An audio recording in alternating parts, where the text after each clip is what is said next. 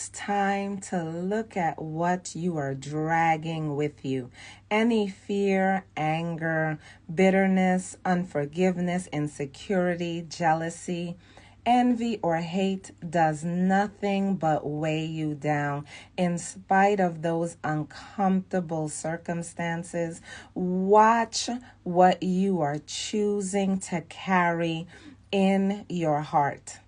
Jesus reminds us in Matthew 11, verse 30, that his yoke is easy and his burden is light. He can handle those emotional and spiritual burdens with ease.